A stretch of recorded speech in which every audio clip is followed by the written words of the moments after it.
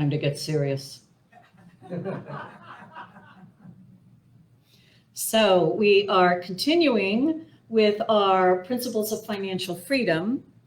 And this is the talk that I wanted to give right at the beginning, but it comes toward the middle of the course. So I felt like I had to give all those basics, like what is financial freedom and the need for balance and order to be practiced by us to know abundance and yada, yada, yada.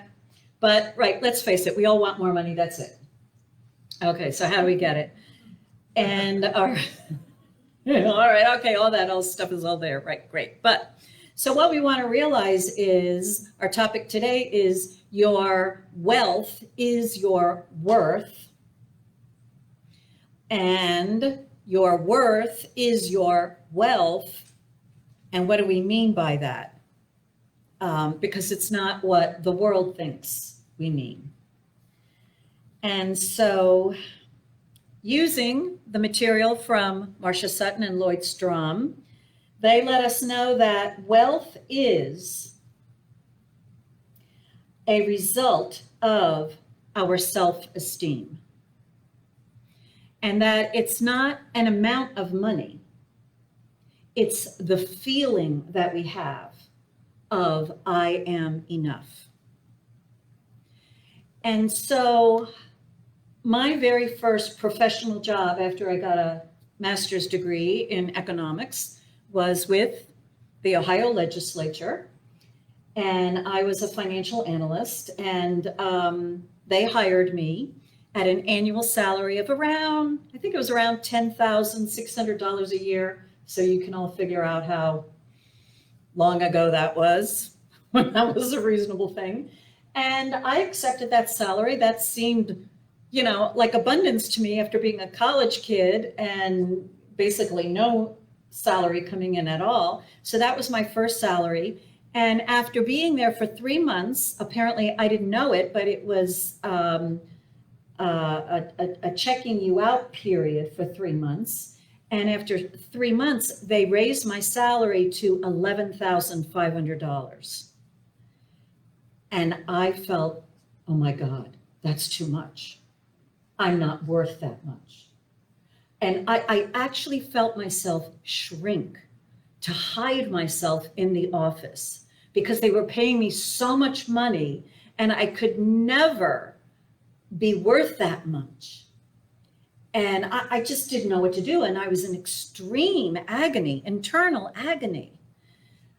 So it's a little example of how more money didn't give me a greater sense of freedom. It felt like a burden.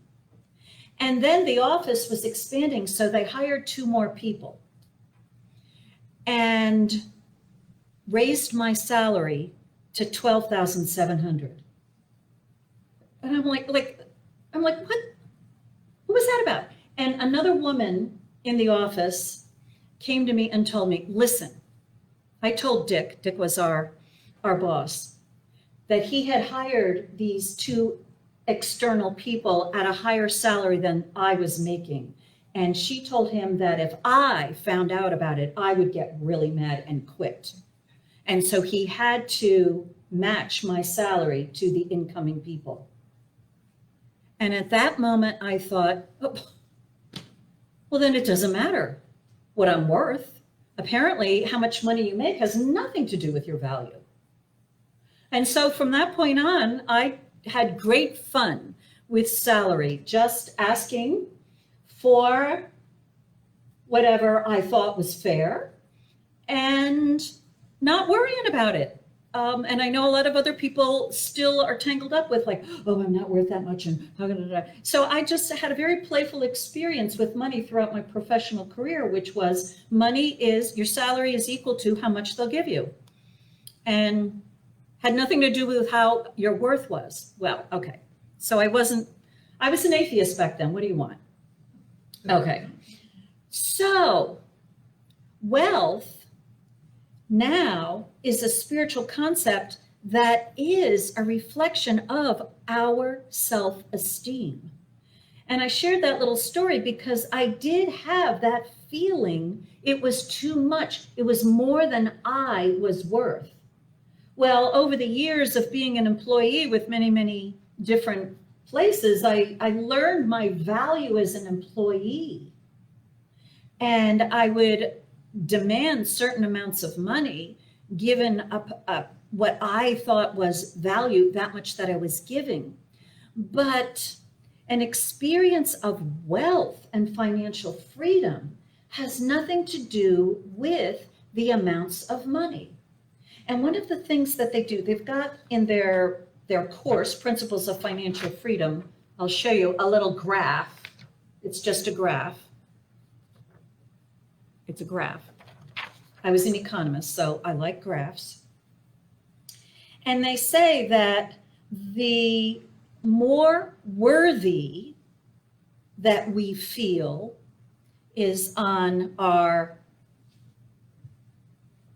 this axis, and our wealth is on this axis. And so we can have more wealth the more that we value ourselves. But it's possible on this graph to have low self-worth and low wealth, and it rises up to that perfect point where our wealth matches our sense of worth. And then if we get more wealth, more money, it drops down. So that more money becomes a burden, like it did for me in those couple of months when I was making $11,500, that it felt too much and it was a burden. And so it's not people who have lots and lots of money that are feeling financial freedom. We feel financial freedom when our wealth is equal to our sense of self-worth. And the universe places us there so that we can use our wealth as a feedback device. Our actual experience of money can be a clue as to how valuable we feel that we are. They write, wealth can serve as a feedback mechanism to make us aware of how much we like ourselves at any particular time. How much do you like yourself? And we know how that can go up and down. And so we need to like ourselves. They say the more positive we feel about ourselves, the more abundance we will receive as a byproduct of those positive feelings. And in essence, to create greater wealth, we need to identify, change, or dispel anything in our consciousness that doesn't contribute to the highest possible degree of self-worth and valuation. So there's beliefs about ourselves that need to be handled, but then there's also behaviors and actions that need to be handled. Because when we are not operating, and Reverend Rich's word of the day was integrity. Integrity with ourselves, with that which we believe is for us to do, that which is a perfect expression of ourselves. If we aren't behaving in agreement with what we believe to be true or to be the best of us, we feel a drop in our self-esteem, don't we? You know, when you, ooh, I shouldn't have said that. I shouldn't have done that. Or I should have said that. I should have done that. And we need to handle that. And we've had a couple of our Wednesday evening inspirations on forgiveness, because forgiveness is that spiritual practice of setting us free of our errors of omission and commission. And these errors are not according to what the world says. It's according to what our heart says. Those errors that we've made and that we carry in us. I had an experience. I was very grateful that I was not speaking last Sunday because I didn't want to share with you the story that I had to tell. It was so bad. I felt so icky about myself. But I'll share it now, or a bit of it.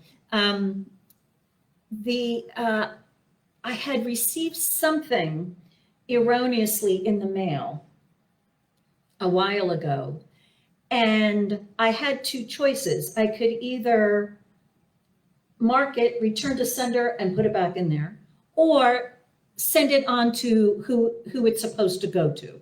Both of them would be through the United States Postal Service. I hope you hear David. Okay. And the last couple of weeks, as you may have experienced in the world, the post office has been needing lots of love and respect and honor and appreciation by all of us. And anyway, a particular piece of mail that I was waiting to receive got all screwed up. And I'm like upset and worried and feeling bad and guilty, and because I didn't get this piece of mail, and I'm going to the post office, and I'm going on the internet and checking the code, and I'm going to the whatever. I'm all over the place about this piece of mail that I didn't receive. And I decided to take it into spiritual practice and ask that question, which I have suggested all of you ask, right? Father, Mother, God, what is it that I need to know or change about myself? And in the middle of the night, that piece of mail that I had received last year, yes, the face, that I had not sent on, came up into my awareness. Now, I've been carrying this piece of mail around, best intentions. I've been carrying it in my, I need to do stuff, something about this bag, back and forth from home to the office in my car with this little piece of mail buried in there. Oh, I got some looks. Okay, so judge not, yes, you be judged. All right, whatever. All right, I didn't do it, I admit it. Well, it came floating up to me, and I'm like, oh my God, what have I not been thinking?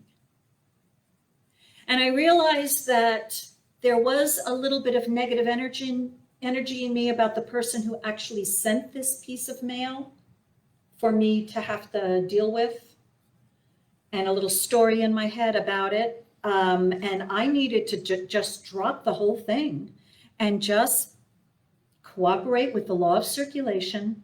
And I went right to the post office and I mailed it on. No explanations. No, I was going to include a little note. Move it on. Just move it on. Just circulate the whole thing. And forgive myself and realize that the parties involved may be really mad at me. And I have to make amends. And I'm willing. Did it. My bad. How can I make amends? And I found out later on in the week that that piece of mail that I had been waiting to receive had been received all along since April. I just didn't know it.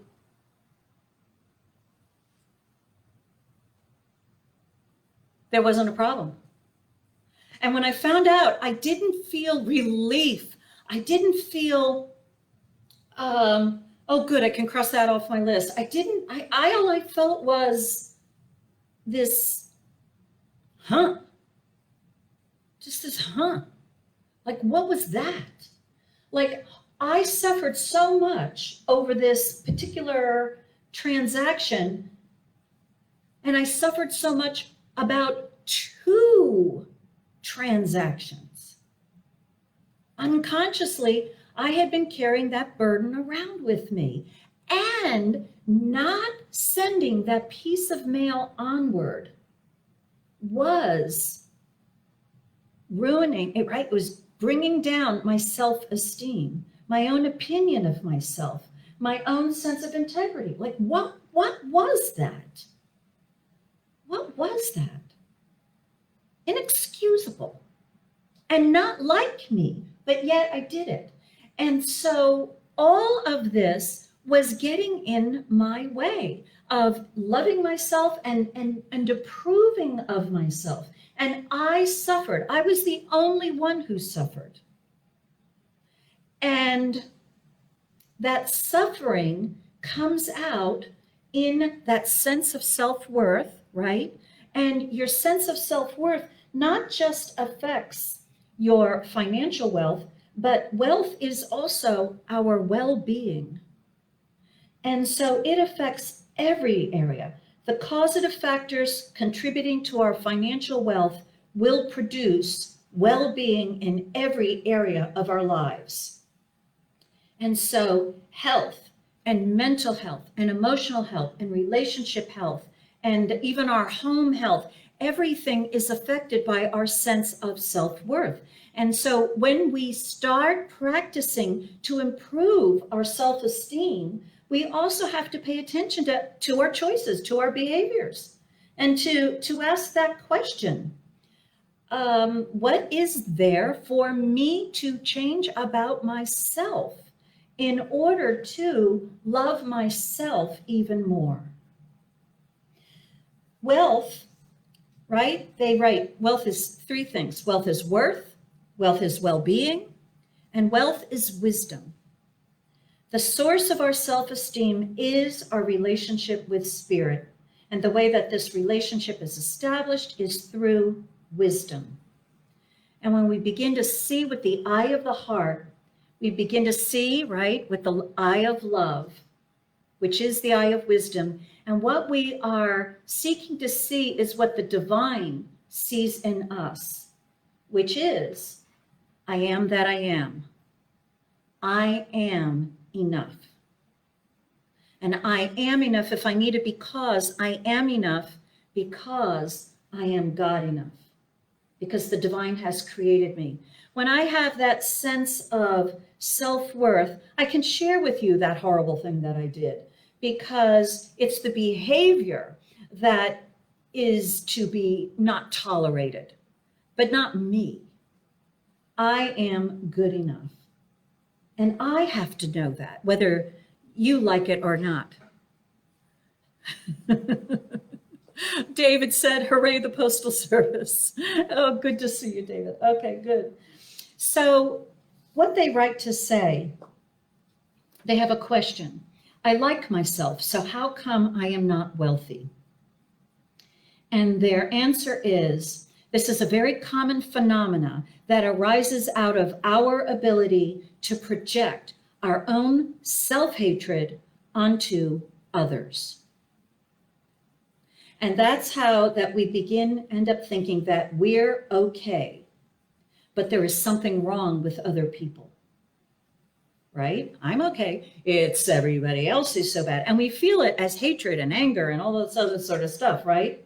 So most, they say, sorry guys. In fact, most good people wonder why so many bad people seem to have so much wealth. You ever wonder that? It is because those bad people don't believe in their own badness as much as the good people do. So there may be some people out there, right, that you think are really bad, but apparently that person doesn't think that they are as bad as you do. And we only see what we believe we are or fear we are. And so that's a way that we project our own self-rejection, our own self-hatred onto these bad people, because we secretly believe that we are bad. And so we try to be good because we really secretly fear we're bad. And they say, as long as we believe in the badness of others, we haven't fully loved ourselves. So all those bad people out there, right? Yeah, Joe says, love is the answer. It always comes back to that. So you can start with the love prayer or the praising prayer, right? with that outer person. But you could also just as easily start with yourself, because it's your stuff you're projecting on them. I might think, we've got an empty chair right there, so I'll project some of the ugliness I believe about myself onto that chair. Yeah, that chair has not exercised enough this week. And it looks it, doesn't it? It's really pitiful. So I can say, I praise you, chair. I raise you, chair, in the name of love. Or I praise you, chair. I raise you, chair, in the name of health and vitality or freedom, whatever quality I want to have. And it's the same as if I say, I praise you, Karen. I raise you, Karen, in the name of health and vitality. There's nothing wrong with the chair, and those of you who are here can attest. It's not upset that I think it hasn't exercised enough. It's actually a pretty thin chair. Yes, it's all metal and it's hard. It's actually probably quite strong and flexible. It's a folding chair. Okay, so I wasn't even right in my assessment of that chair. But that's what we need to realize, is that we are seeing other people, the world, through the eyes of our own hidden fears and worries and beliefs. And so it's not they and them that we need to worry about, although they're all misbehaving, we know that. We need to take it into our own awareness that how we're responding to the world or reacting to the world, as well as how our money is doing, are all signs of how much we are liking ourselves, loving ourselves. And no matter how much you love yourself and the world, it can always be increased. It can always be increased. Wealth is wisdom, and so they say the source of our self-esteem is our relationship with spirit. And so our spiritual practice is to, what the human race, because we all want to feel good about ourselves, right? The human race, what we do is, well, let me make more money, or let me get a better title, or, let me get more likes on Facebook. And all these external things are there to make us feel better about ourselves. And so what we need to realize is my money, an increase of that, or an increase of any particular form of good, isn't going to make me feel better about myself, because I can only feel good about the amount that I have that I believe I am worth. And so how do we improve our sense of self-worth? And we know it's not by getting more of the outer, it's by going to the inner.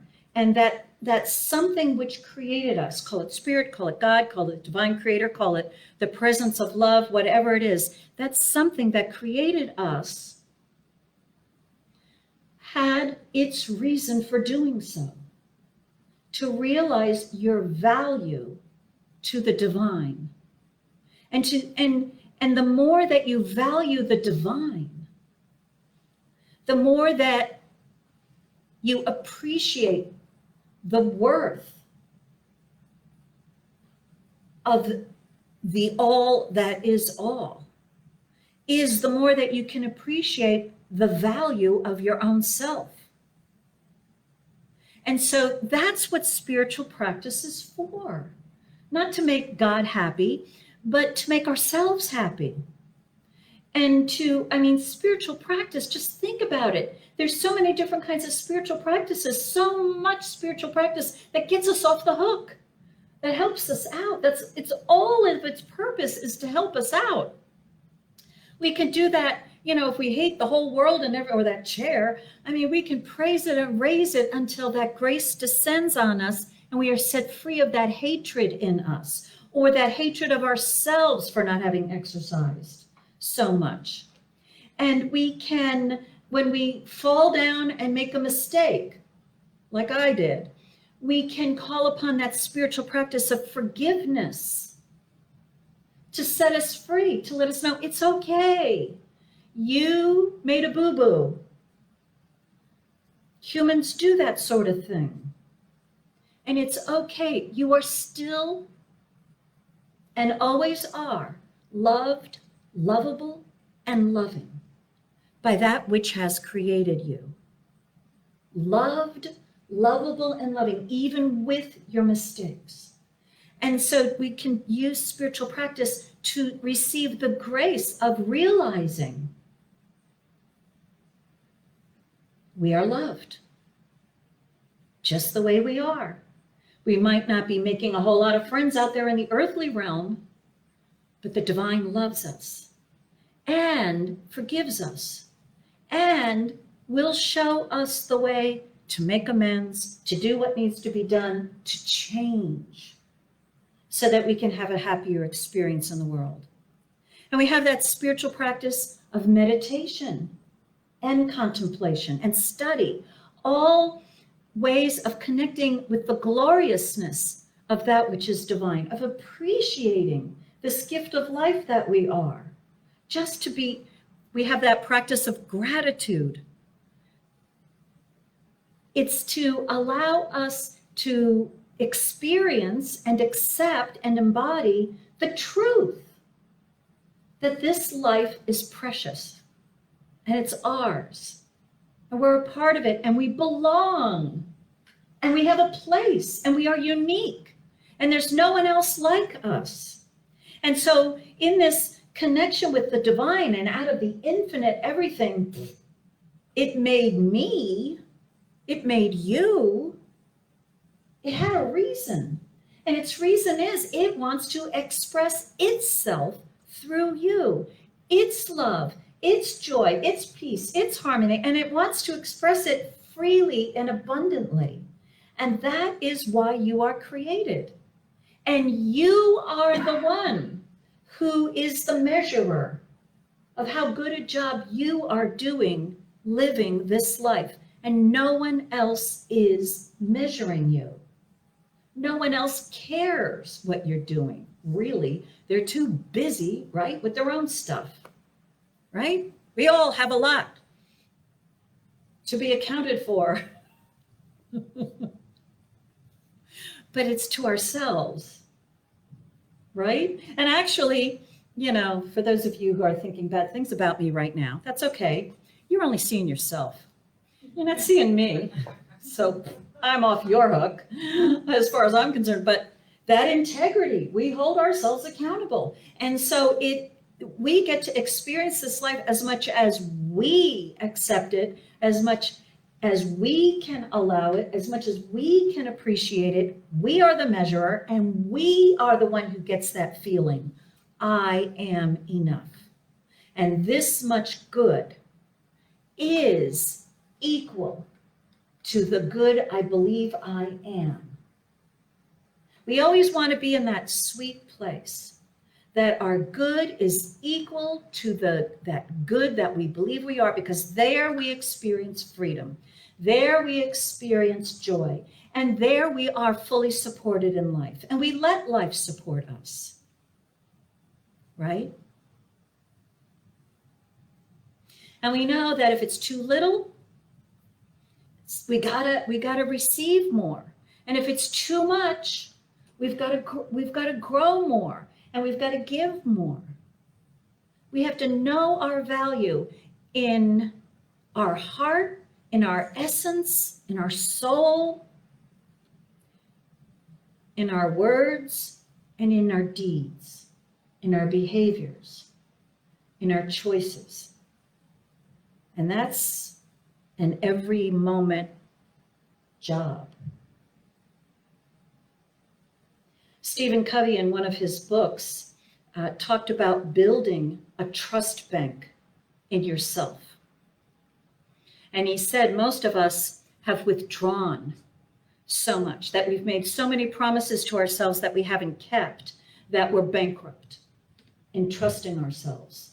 And we need to build that bank account back up. And the way we do it, according to him, which actually works, is to make teeny weeny little promises to ourselves that are easy to follow through, and to put those small, tiny little dollars of self-trust into our bank, and that it will start making us feel good about ourselves. David Allen, who does Getting Things Done, he had a little podcast or something on there that said, when you feel just totally overwhelmed and like you can't handle everything, he says, do anything. Do anything. You're going to feel better.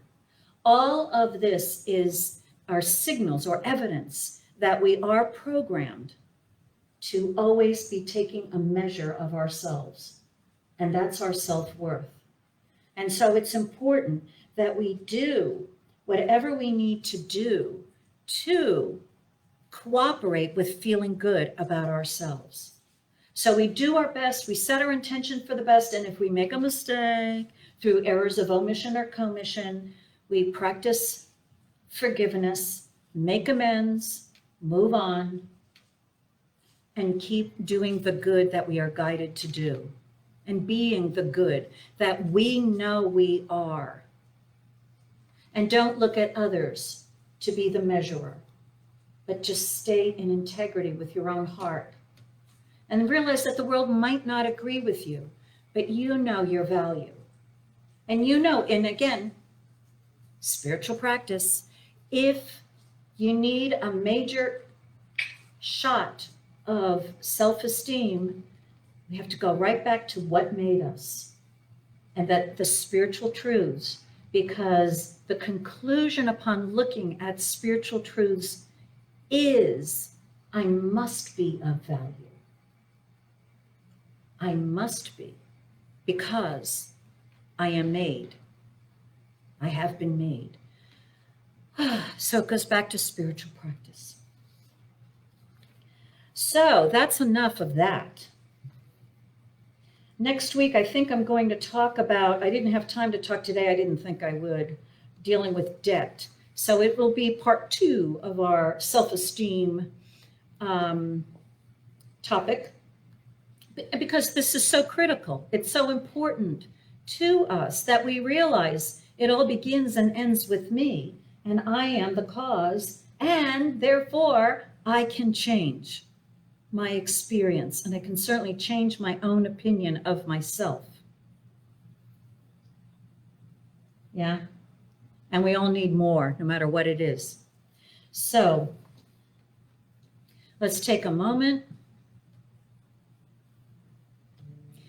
And after our musical interlude, I'll come back and do a spiritual mind treatment that each of us does indeed accept an expansion of the sense of how much we are worth. And so let's take a moment now to contemplate this.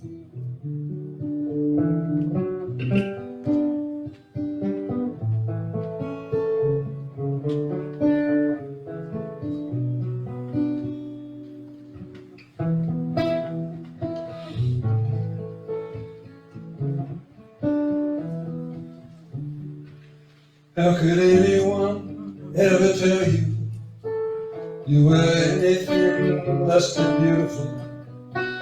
How could anyone ever tell you you were less than whole?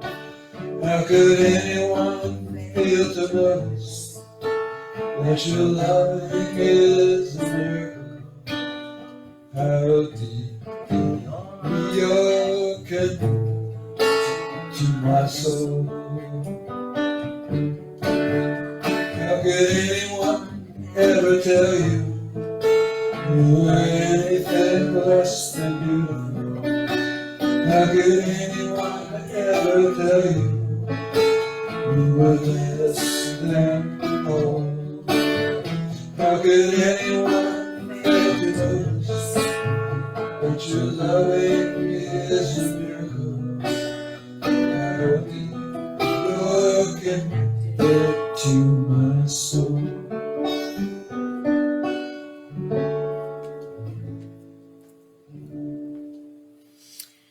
And so this word is being spoken for each one. Look, this divine creator, being infinitely intelligent, knows what it's doing. And it knows what it has created, and what it has created is each one. And it had its divine reasons for creating each one. And certainly those divine reasons are good. And so each one has been created by the divine to be that goodness, to express that goodness, to project that goodness, and to love the goodness that he or she is. And this being the divine intention, each one is now supported by that loving presence in every way, from within, from without, financially, health-wise, relationship-wise, stuff-wise, things working out wise, idea-wise, emotion-wise, motivation-wise, whatever wise each one needs, the wisdom of the divine is supplying each one with that which supports each one in knowing the goodness that the divine has created each one from and to be and is. And each one is enough. Enough to live, enough to love, enough to be free and enjoy this life, enough to be successful and healthy, enough to experience the freedom of perfect wealth, enough to love their life completely, because each one is made from, by, and of God, the all good. This word is the truth. I am grateful this is the truth. And so I release this word to the omnipotent law, who knows exactly how to rearrange the innards of each one so that each one can accept a greater sense of self-value than they have ever known so far. And this is just the beginning. And I'm glad it's just the beginning. That great beginning of a wonderful relationship with the divine. And so it is.